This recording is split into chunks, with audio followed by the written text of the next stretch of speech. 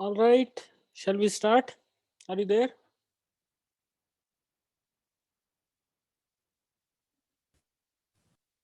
Yes, sir. All right, okay, let's start. So we'll study Yes, sir. today in brief. One human architecture, we'll study only part of it. And second lecture, we'll see, you know, we'll take up example of one computer, LC3, and see how to execute a program in that. All right, so these are things we'll study in the model. What are different parts of one human model? And then very units of this and how do they interplay with each other, and then we'll introduce one very simple machine which is called LC3 machine, LC3 computer, which is a learning computer 3. This computer is developed in one of the universities, so it's good for learning right about architecture. So we'll start with this, develop top level view how computer works, and then move into risk architecture from following classes after 2-3 classes. Okay, now this model was one human got the credit for this. He was a scientist, but actually the whole idea of this model came from uh, many researchers. Okay, uh, so this model was proposed in 1946, and according to this model, the computer should have 5 parts, which is memory, processing unit, input, output, and control unit. Okay, these are the 5. Okay, this of course is Mr. Von Neumann. The model is as follows. So we have central processing unit. This is processing unit. Okay, then we have memory. Then we have control unit. Then input and output. Okay, so these are the 5 components and these are interconnected to each other. Okay, all right. Now, role. Let's look at role of different components, and then we'll look at one LC3 computer and see how all these things happen. So memory, as we studied earlier, is an array of locations. Okay, and then it has two registers. One is first is called memory address register, and we call this MAR. Second is memory data register. We'll look at this, right. Uh, so so basically there are two operations that we do on memory. First is reading and second is writing. So read it from memory and bring it to the ALU, right, or or central or processing unit. Okay, here we have processing unit. So read some data from some memory location and bring it to processing unit is called reading or loading. Okay, similarly something that we are going to write to memory is called writing or storing. It's fine. And then we use two registers for that, memory address register. So this register contains the address of memory location. Okay, whether we are writing or reading, we will use MAR, memory address register, because it will in case of reading, you are reading something, the memory, whatever is the contents of memory address register, that location will be read.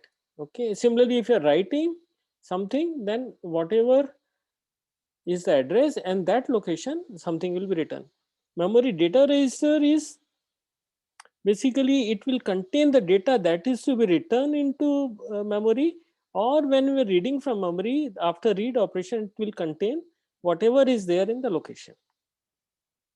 Okay, all right. So the reading is simple. You load the MAR with the address. So you want to address, you suppose this is a memory and this address you want to read.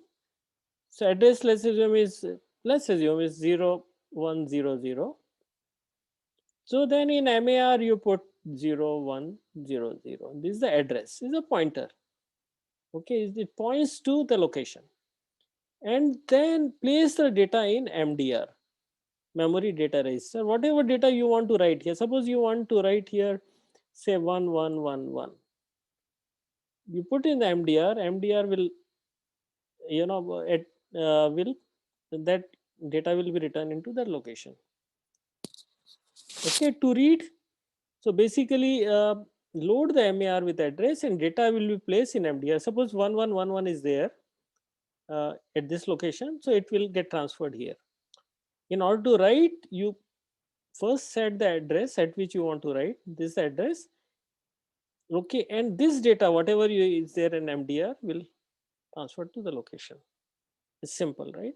So basically load the MAR with the address and MDR with the data. However, you have also to activate write enable signal.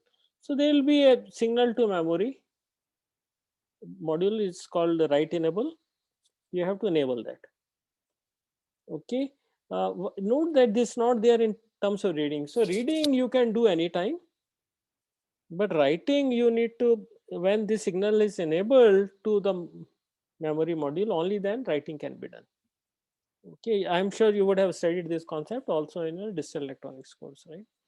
Okay. Next thing is, so we have studied this memory address register, memory data. Next thing is processing unit. It has two main components. One is arithmetic logic unit, which will do computations like arithmetic logical operation. Say for example, it can do addition, subtraction. Apart from that, it will do logical operation is logical and or etc. And there are also some shift operations it can do. Okay, and then there is something called temporary, which is nothing but where you store temporary values. So we call this also as registers. Register contain only temporary value while the program executes, right? Okay, all right. So this is what we have studied. So ALU, okay, ALU execute instructions like add, subtract, multiply, and etc. And then ALU operates always on the words, and we have seen that earlier, studied that, right? In case of RISC architecture, we have 32-bit words, right? 32-bit words. So basically, let's show ALU as follows. Suppose this is an ALU. Okay, so here, let's assume we are doing addition of two. Add, say B and C, register B and C, and bring it to register A, for example. So B value will be coming here, which is 32 bits. Register C value will come here, which is 32 bit. Then output is again 32 bit, which will go to register A. It will go to register A. All right. So, okay. So basically, what it says that key word size is something that we use for arithmetic logic unit or arithmetic logic operations. Okay. All right. So registers, which is also called temp, we know already the motivation of that because registers operate at the clock frequency. Okay, you would have studied buffer or latches, and you see that within a clock cycle it operates, right? So now these are made from best possible technologies, but it has to operate at clock speed, very fast speed, right? Okay, that's the reason we can have only limited number of registers, right? Of course, I mean nowadays we have about 32 registers. Earlier we used to have 5, 6, 7 registers, say 8 registers, say in the beginning. So now, as technology is improving, number of registers also is becoming more. Okay, register size is the word size, which is 32-bit in case of RISC. This concept we have already studied today. Now we call it register file or register set because we have certain number of registers.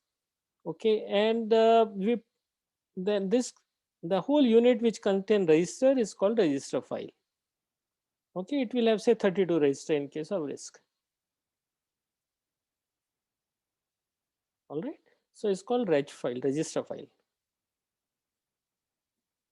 All right. Okay, and this concept we already know. We have studied this several times. Registers are the fastest. Access time is 0.1 nanosecond, almost like one clock cycle. Okay. Of course, what clock speed is you can always determine, but usually it should operate within a clock cycle. Okay, and then below this, of course, we have SRAM cache, which operates at 1 and 2 nanocycle. So it is slower than registers. And then below this, we have RAM, main memory, which is DRAM memory, which is almost, almost like 50 times slower. And then we have a SSD or flash drive that is again slower than this, and so on, hard disk and tape drive. So we can see that as we go down, access time keeps on increasing. This point we have already studied. So point to emphasize that registers are the fastest, and we move data from memory to register.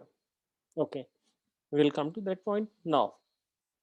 See, most of the architectures that are designed now don't get the data directly from memory to ALU. Otherwise, because ALU has to wait for certain number of cycles for data to come in, right?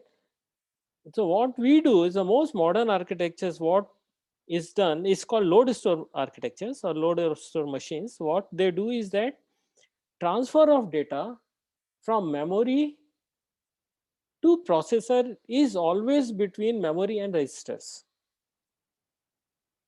You understand? So it means that from memory we are not bringing data to ALU. This is not done, right? Memory data is, so if you are say doing, you have to do A plus B and store it to C. Okay, see, let's assume A and 2 are B variable in C language or some other language, and A is stored here, B is stored somewhere else. Okay, and C will location is somewhere else, right? So this corresponds to three variables, A, B, C. So what we'll do first is that read A. So we'll have instruction like load word, okay, and this location, whatever location, bring it to a register. Then similarly, using load instruction, you bring the B to a register. And once A and B are available, they are, you do the addition, right? And you execute some instruction like add instruction, right? CAB kind, okay, in machine instruction. And then once the data is available, bring it back to register. And from there you store it into location C, which is here. Okay, so transfer of, in most modern machine, we call them load store machines. Transfer always happen between memory and registers, and from register data goes to CPU, ALU, and then execution happens, and the results again come back to registers, and from there it goes to memory. So this is the normal way of doing, because if you try to move data from main memory to ALU, then first thing is that you will have to store it back there, and it will take a lot of time. And second thing is that always the results, intermittent results, are useful, because you are not going to rewrite registers until it's really needed. And so, for example, if the value of C is here, then you can use C. Next instruction may use C, or next instruction may also use A and B. Then values can be taken from registers, right? So that's the reason most of the architectures are load store kind of register. So the transfer happens between main memory and register. Of course, this is not defined as a part of von Neumann architecture. So what I've just keep it to yourself, to your mind, that this kind of architecture is there nowadays. Okay, all right. And then we have input and output. And output input device are keyboard, mouse, scanner, disk, etc. And output device are monitor, printer, disk, etc. Okay, all right. And then we have control unit. Now, control unit's role is to control everything. It's like, conductor of an orchestra. Okay, while music is going on, the conductor will tell each player, or the one who's playing instrument, what to do. Okay, and while it may look beautiful symphony to us, but actually it's a number of instructions that's passed on by conductor to individual players or individual musicians. All right. So similarly in a computer, the role of this central unit is to give instructions to different parts of computer. So which is in this case processing unit, memory, input output, okay, by some control signals what is to be done. For example, when you are doing addition, the corresponding control signal will go from here that the you execute addition onto register or the two inputs that are available on top. Okay, if subtraction, then do subtraction b minus c, or if it is shift, then do logical shift of bits, maybe whatever, left or right or how many times. All these things will go from control unit. When you have to read a memory,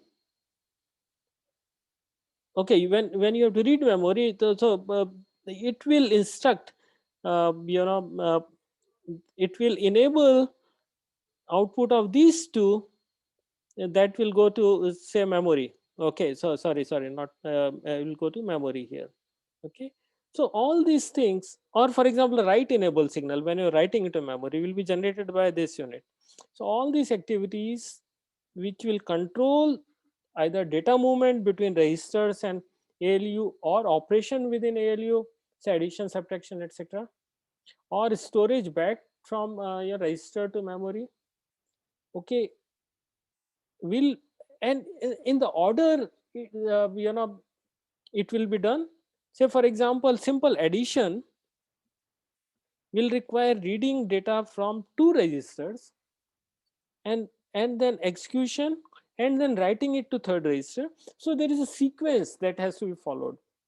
Okay, so that sequence is also managed by this control unit. Okay, any question?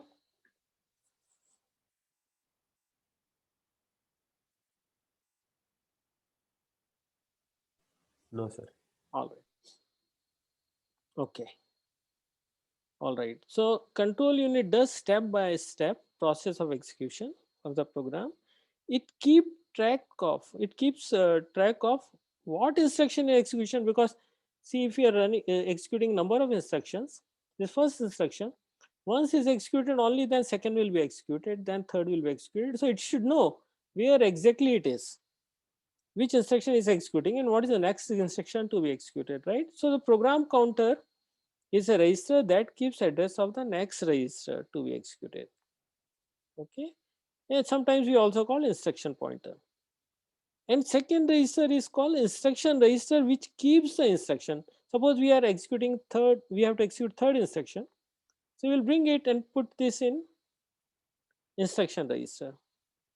So this will contain the instruction, say for example add ABC, it will be in this register. Okay, so we see that it has two registers: program counter, which points to the next instruction to be executed, or instruction register, which will contain the instruction that is being executed.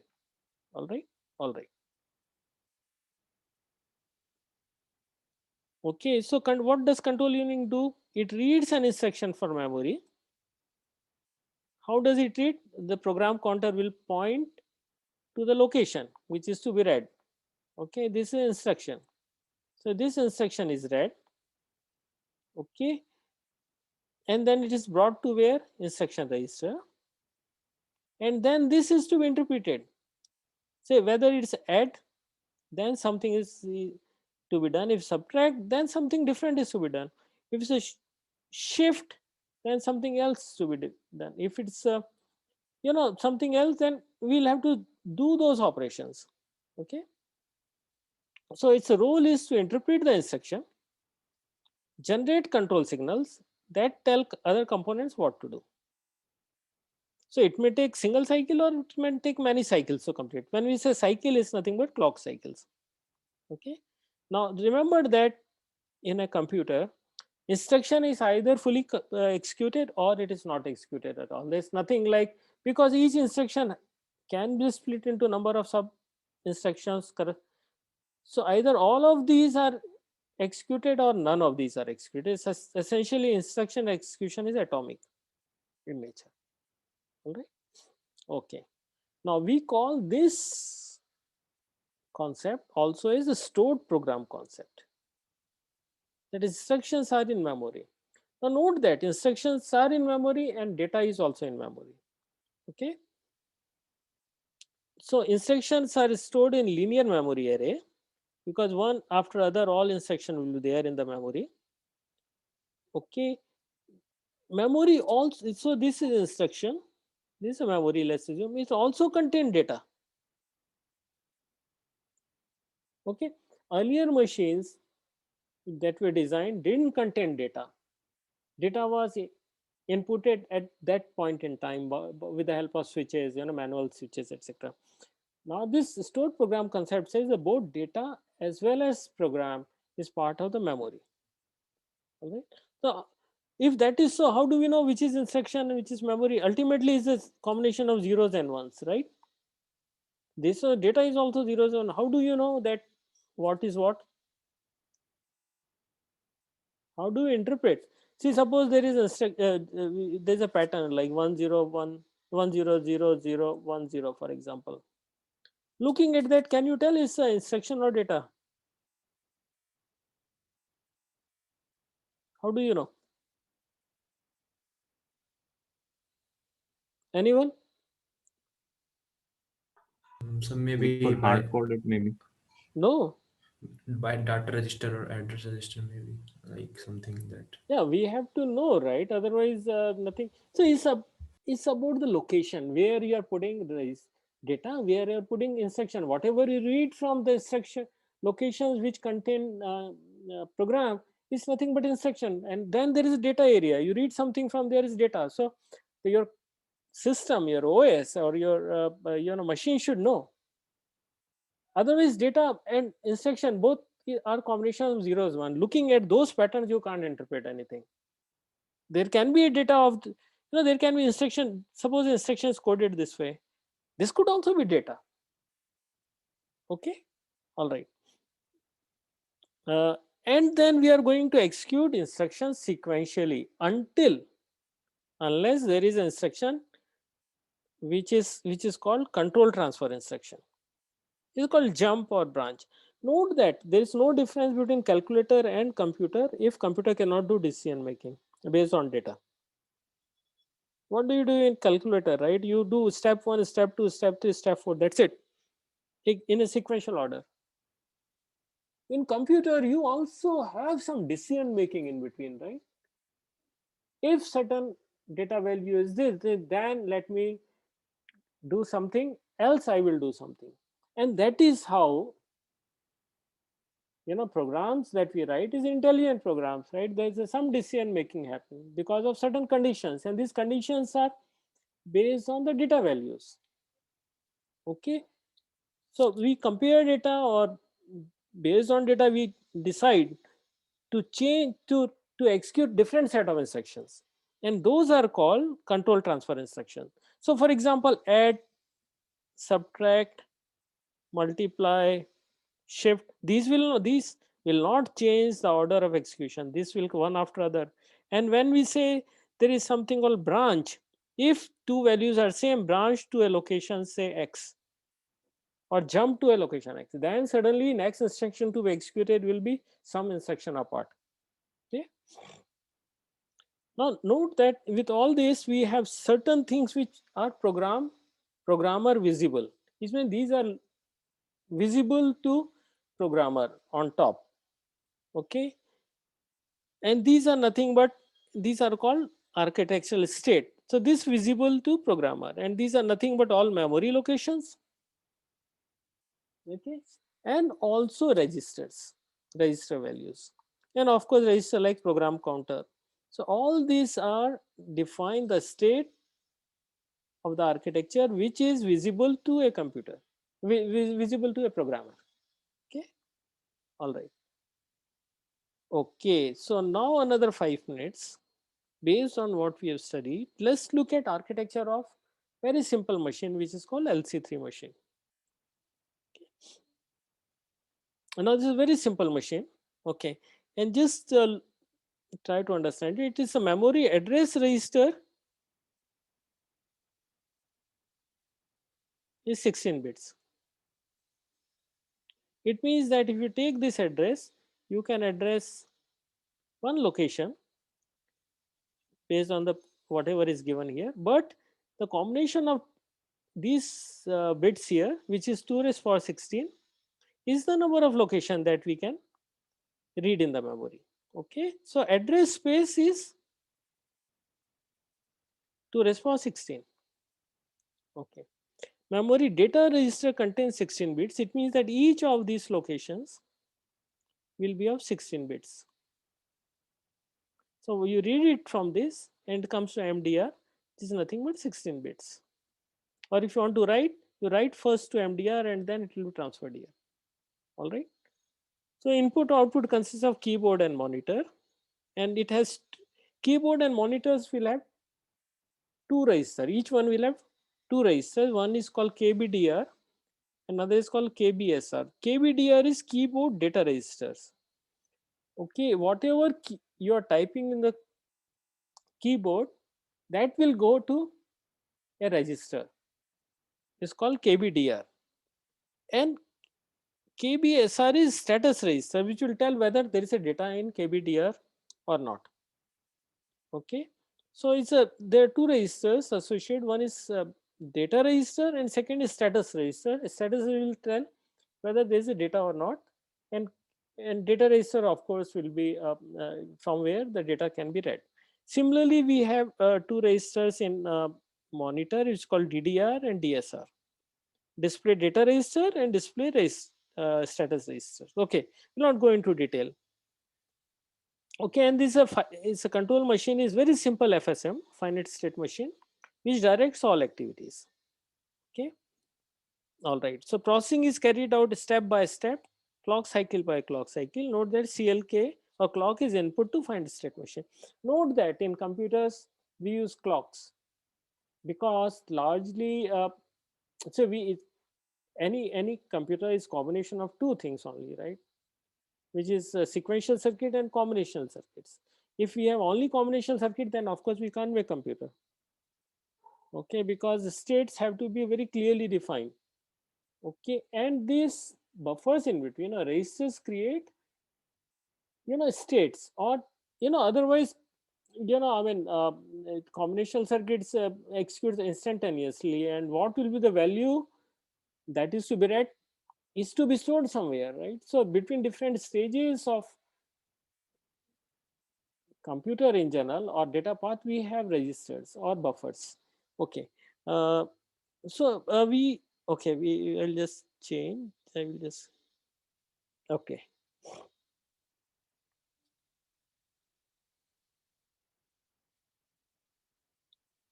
All right.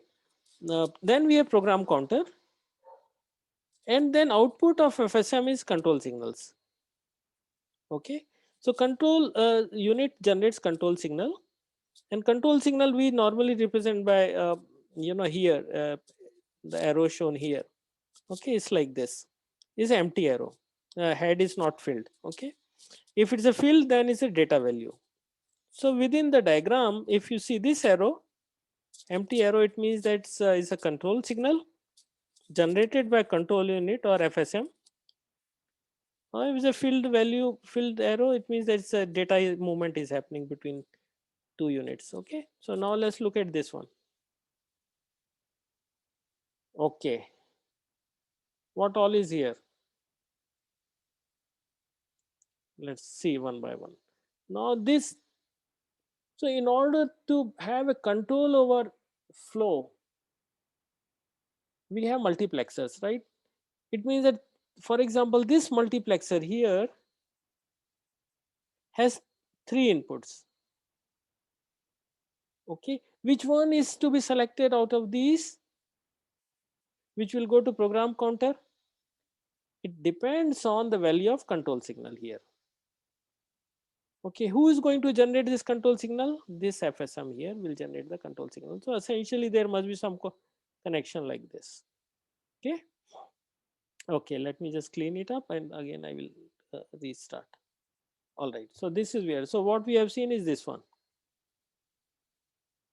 Okay.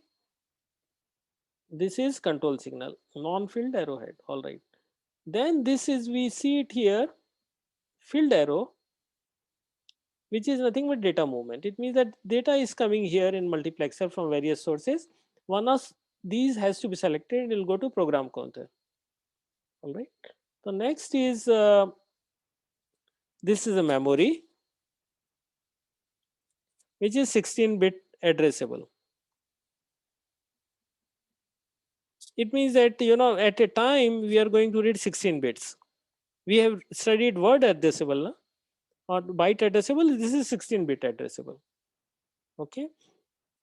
And then we have 2 raised power 16 locations. So it means that memory address register size also will be 16 bits. It means that it can point to one of the 2 raised power 16 locations. Good. Now let's see what is next. Okay, this is memory address register. We have already discussed this. Now the output of that, suppose we are reading something, the output of memory will go to memory data register. So this is a memory data register. The size of this, of course, will be 16 bits because the memory is 16-bit addressable. Okay, and you see here the dark arrow, it means that data is coming in here. All right. Similarly, there are 2 registers, KBDR and KBSR.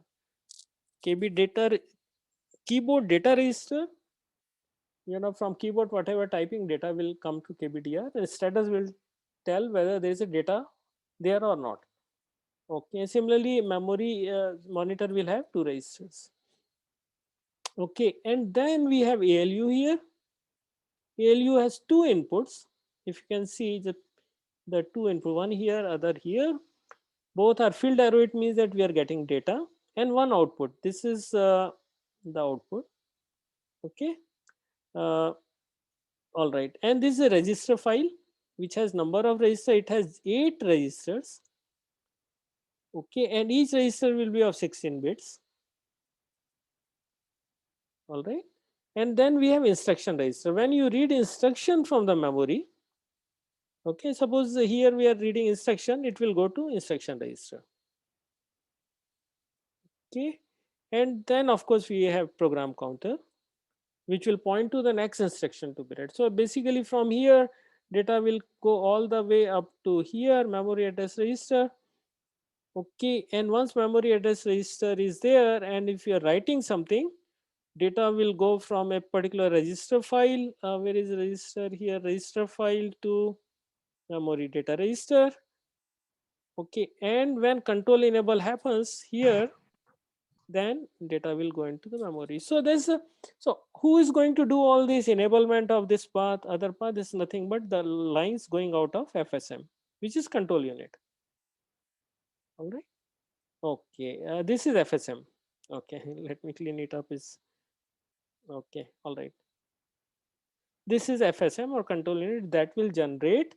So it will look at instruction. Each instruction that comes from memory. Okay. So let's assume first instruction came as add ABC.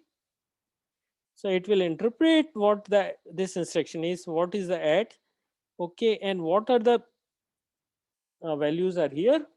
Register B and C, for example. So first B will be read, so it has to send signal here to read B. It will send signal to read C, and then it will say data will go to ALU. It means that it has to enable certain multiplexer to do that, and then it will give instruction do addition. So all these control signals will be generated by FSM depending on the instruction. All right. Okay. All right. Okay. All right. That's all. And then there are some gates, right, that you have to enable. Because there is output always available out of ALU. It could be junk signals. Only when this enables output will go to the bus. Output of ALU will go to the bus. So there are some gates. All right. So that's all in today's class. Next class we'll try to execute instruction in this machine through some simulation, and we'll see how data movement will happen. Okay, how program execution will happen. Okay, so what we have studied today, we have studied one Newman model. It has memory, processing unit, input, output, and control unit.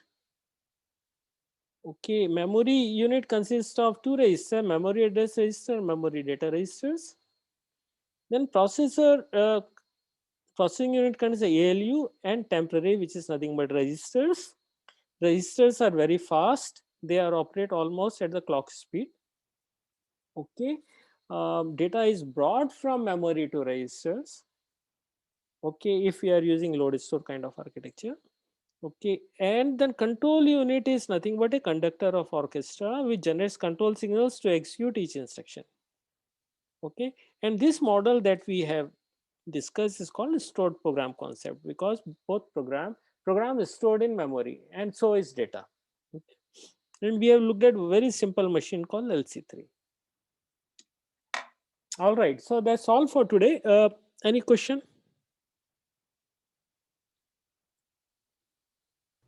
No, sir. Okay, and nobody has question? Are you tired? Long day?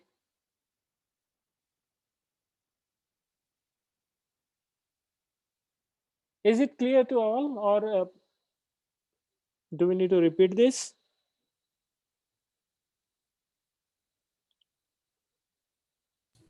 So a short review will be helpful Okay, so in my coming request is lecture. that please go through the slides, okay, before the next class. So I will tell you whether next class is tomorrow or not. I will send a note through Google Classroom. Okay, most likely not, but in case there is a class, I will let you know. Okay, Okay, sir. all right, thank you very much. Thanks, sir.